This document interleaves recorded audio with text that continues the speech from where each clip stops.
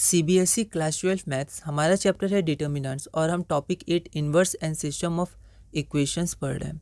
हमारा अगला क्वेश्चन है question number 51। If A is equal to this matrix then find A inverse. तो सबसे पहले हमें ए इन्वर्स फाइंड करना है और इस ए इन्वर्स का यूज़ करते हुए हमें ये तीन इक्वेशंस को सॉल्व करनी है, सिस्टम ऑफ इक्वेशंस को। यह क्वेश्चन ऑल इंडिया 2020 और सीबीएसई 2018 में 6 मार्क्स का आया है। तो एक बार आप इसे ट्राई करिए, फिर हम आगे बढ़ते हैं। तो यहाँ पर सबसे पहले ए जो गिवन था हमारे पास उसको लिख दिया। उसके बाद हमें फाइंड क्या क्या करना है, तो सब लिख दिया। क्यों? क्योंकि 6 मार्क्स का क्वेश्चन है, इंपॉर्टेंट है। तो ए इन्वर्स हमें फाइंड करनी है। उसके बाद solution of system of equation. Solution मतलब वेरिएबल जो इनको सेटिस्फाई करे। जैसे एक्स वाई जेड वेरिएबल है तो इनकी वैल्यू जो इन तीनों इक्वेशंस को सेटिस्फाई करे। तो ये लिख दिया solution of system of equations. उसके बाद अब हमें क्या करना है, ए इन्वर्स निकालना है। तो सबसे पहले ए इन्वर्स सभी एग्जिस्ट करता है जब determinant of A not equal to 0 होता है। और डिटर्मिनेंट ऑफ ए की वैल्यू हमें चाहिए भी, क्योंकि जो इन्वर्स होता है वो होता है 1 by determinant of A into में एडजॉइंट ऑफ ए, ठीक है, या फिर adjoint of A divided by determinant of A. तो डिटर्मिनेंट ऑफ ए हमने निकाला तो -1 आया। बहुत ही आराम से निकालिएगा और माइनस प्लस साइन का ध्यान रखिएगा। इसको हमने इक्वेशन 1 मान लिया, ठीक है।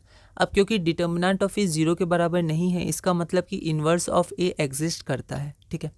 अब हम लोग एडजॉइंट ऑफ ए निकालेंगे, ठीक है, क्योंकि फॉर्मूला में एडजॉइंट ऑफ ए भी है। तो को फैक्टर्स निकालते हैं elements of determinant of A. तो ठीक इस तरह हमने ऐसे क्वेश्चंस किए हुए हैं। हमारा टॉपिक जो 6 था वो भी था को फैक्टर ऑफ एन एलिमेंट, तो उसमें हमने किया है ये सब। तो फिर C11, C12, C13, C21, C23 है ना, एकदम धीरे से निकालिएगा और सावधानी से निकालिएगा, क्योंकि प्लस माइनस में बहुत दिक्कत होती है इसमें, ठीक है। अगर एक भी गलत हो गया इस स्टेज में तो आगे फिर आंसर सही नहीं आएगा, सारे स्टेप्स और कॉन्सेप्ट सही होने के बाद भी। C23, C31, C32, C33। तो एडजॉइंट ऑफ ए क्या होता है, जो हमारा मैट्रिक्स होता है को फैक्टर्स का, उसका ट्रांसपोज। तो यहाँ मैंने टी शो किया, यहाँ मैंने डैश किया, यहाँ भी आप टी कर लीजिए, क्योंकि आपने यहाँ टी शो किया तो यहाँ भी टी कर लीजिए, है ना। तो इसका ट्रांसपोज, तो इसकी वैल्यू हमने पुट की, तो यहाँ पर इसको पुट किया तो ये आंसर आ गया। और ये इसको इक्वेशन 2 मान लिया। तो इक्वेशन 1 से हमें डिटर्मिनेंट ऑफ ए मिल जाएगा, इक्वेशन 2 से एडजॉइंट ऑफ मैट्रिक्स ए मिल जाएगा। तो ए इन्वर्स क्या होता है, 1 by determinant of A times adjoint of A.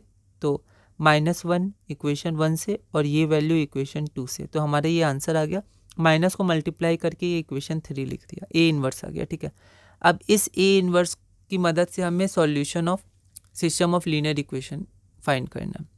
तो सबसे पहले जो हमारे पास लीनियर इक्वेशन था उसको मैट्रिक्स फॉर्म में लिखेंगे, ठीक है। तो यहाँ पर जो 3 इक्वेशन था उसमें जो कोफिशिएंट थे एक्स वाई जेड को, उसको ए मान लिया और वो ए के बराबर ही है, ठीक है।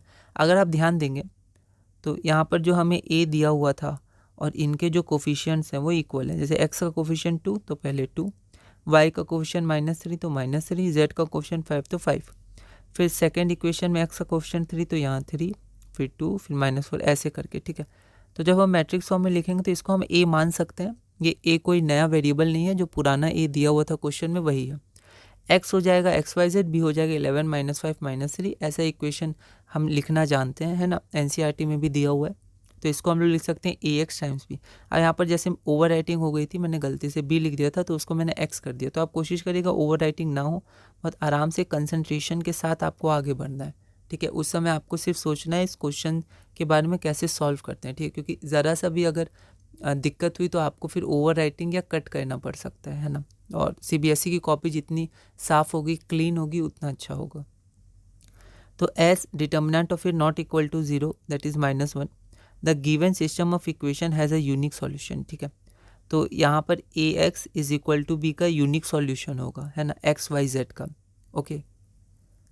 तो यहाँ पर determinant of A not equal to 0 है -1, जो हम निकाल चुके हैं।